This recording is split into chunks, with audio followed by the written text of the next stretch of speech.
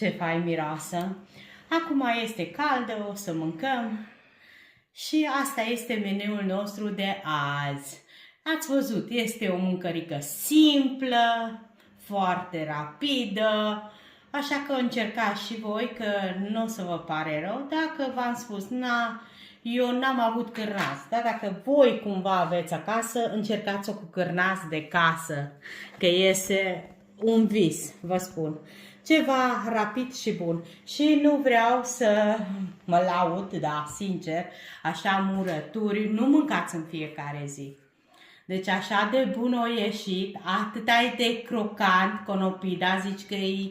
Acum am pus-o, da, e foarte bună. Am băut tătăzaua ce am pus, a fost foarte bună, mi-e frică că n-am voie să beau atâta.